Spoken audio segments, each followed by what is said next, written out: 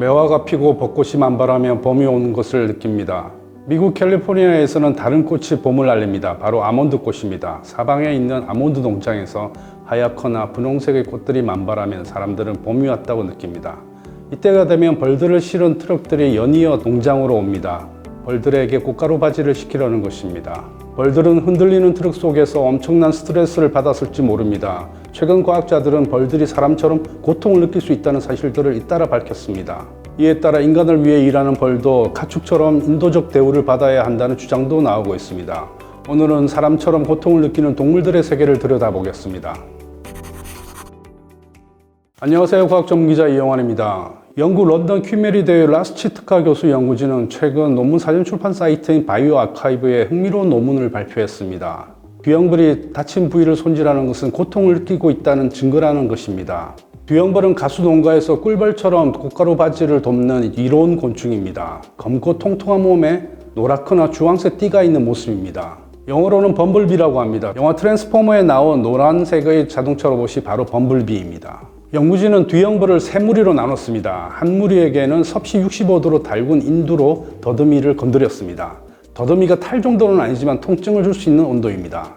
두 번째 무리는 가열하지 않은 인두로 건드렸습니다. 나머지 무리는 그대로 뒀습니다. 그 뒤 연구진은 세 무리를 2분 동안 관찰했습니다. 그 사이에 벌들이 자신의 더듬이를 얼마나 자주 손질하는지 횟수를 셌습니다. 가열한 인두로 건드린 그룹에서 가장 횟수가 높았습니다. 연구진은 이것이 뒤형벌이 고통을 느끼고 있다는 증거라고 말했습니다. 영국 사우스샘프턴 대의 헤드 브라우닝 교수는 동물이 고통을 느끼는지 아닌지를 가리는 8가지 기준을 만들었습니다. 브라우닝 교수는 이번 연구 결과는 그 중에서 고통과 위협에 대한 자기 보호 행동에 해당된다고 설명했습니다. 뒤형벌이 통증을 감지할 수 있다는 생각은 생각보다 벌들이 지능이 높다는 것을 관찰했기 때문입니다. 투명한 플라스틱 판 사이에 설탕물이 묻은 인조꽃을 넣어둡니다. 그리고 꽃 끝에는 줄을 달아 넣었습니다.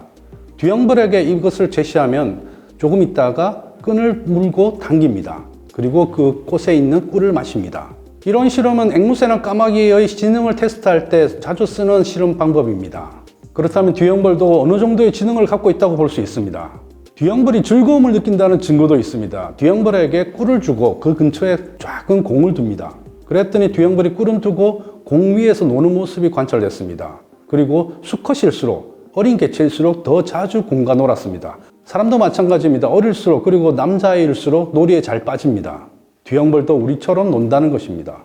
연구진은 뒤형벌의 지능이 뛰어날 뿐만 아니라 즐거움까지 느낄 수 있다면 그 반대인 고통도 느끼지 않을까 생각했습니다. 시트카 교수 연구진이 2022년 국제학술지에 그 증거를 제시했습니다. 이번에는 고통의 증거 중에 이른바 주고받기 원칙을 확인한 것입니다. 예를 들어서 벌이 고통스럽지만 보상이 있다면 감내하는 행동을 보인다는 것입니다. 실험은 이렇게 진행됐습니다.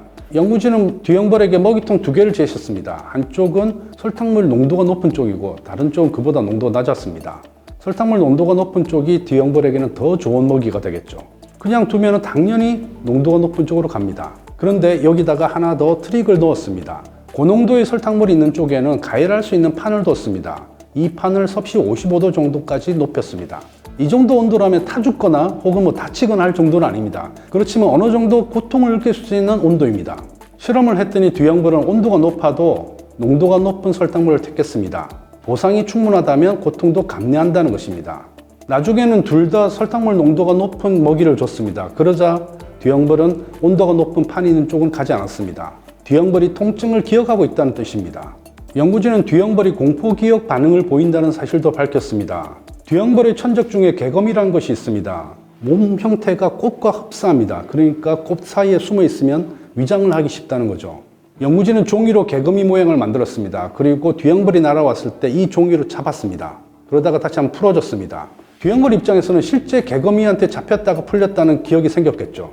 실제로 종이 개거미에게 붙잡혔다가 풀려났던 뒤형벌은 나중에 꽃을 찾을 때 아주 신중한 태도를 보였습니다. 천적이 있는지 없는지 계속 확인하고 꽃에 내려앉았습니다.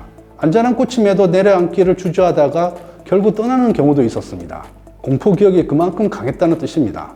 이런 행동은 사람으로 치면 외상후 스트레스 장애와 비슷하다고 연구진은 밝혔습니다. 시트카 교수는 곤충이 어느 정도 지능이 있고 고통을 느낄 수 있다면 가축처럼 인도적 대우를 해야 된다고 주장했습니다.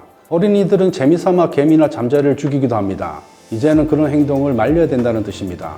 과학자들도 행동을 조심해야 됩니다. 실험을 하면서 곤충에게 필요 이상의 고통을 주면 안 된다는 뜻입니다. 농업에서는 좀 더 심각하게 받아들여야 합니다. 세계식량기구에 따르면 100대 작물 중에서 70%가 꽃가루바지를 꿀벌에 의존하고 있습니다. 그런데 이 꿀벌이 사라지고 있습니다. 2000년대 중반부터 미국과 유럽, 호주 등지에서 꿀벌 4마리 중 1마리꼴로 사라지는 이른바 꿀벌 군집 붕괴 현상이 발생했습니다. 뒤형벌을 꽃가루바지에 꿀벌 대신 투입한다는 뜻입니다. 그래서 봄이 되면 수백억 마리의 뒤형벌이 트럭에 실려 아몬드 농장으로 들어갑니다. 치트카 교수는 이때 벌들이 심각한 스트레스를 받을 수 있다고 말했습니다. 벌들을 농업이나 식품에 활용하더라도 인도적 대우를 해야 된다는 것입니다. 실제로 인도적 대우를 받는 동물들이 점점 늘고 있습니다. 대표적인 것이 문어와 바닷가재입니다. 우리나라에서는 문어나 바닷가재를 끓는 물에 바로 넣어서 요리를 합니다. 하지만 스위스에서 그렇게 하다가는 법적 처벌을 받을지 모릅니다. 스위스는 2018년에 바닷가재를 산채로 끓는 물에 넣는 것을 금지하는 법을 만들었습니다. 산채로 요리하지 말고 전기 충격을 주거나 망치를 때려서 죽인 상태에서 요리를 하라는 뜻입니다. 스위스가 그런 법을 만든 것은 바닷가재들이 통증을 느낄 수 있다는 증거가 잇따라 나왔기 때문입니다. 영국 과학자들은 2021년에 바닷가재 같은 갑각류나 문어 같은 두 종류도 통증을 느끼는 지각이 있는 존재라고 발표했습니다. 그동안 많은 연구 결과들을 취합해서 분석한 것입니다. 그에 따라 영국 정부도 문어나 바닷가재를 산채로 요리하는 것을 금지하는 방향으로 정책을 펴고 있습니다. 과거 인간은 자신과 다른 존재는 지각이 없고 심지어 고통을 느끼지 못한다고 생각했습니다.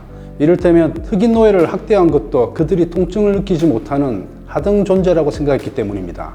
그러나 세상이 발전하면서 그런 생각은 이미 사라졌습니다. 아무도 그런 생각을 하지 않습니다. 인도에서는 길을 가다가 자신도 모르게 개미를 밟을까 우려해서 비질을 하는 종교인도 있다고 합니다. 인간의 문화적 수준이 높아지면서 인도적 대우의 대상이 인간을 넘어 가축, 그리고 바다에 사는 문어나 바닷가재, 심지어 곤충으로까지 확대되고 있습니다. 지금까지 이영환의 스코프였습니다.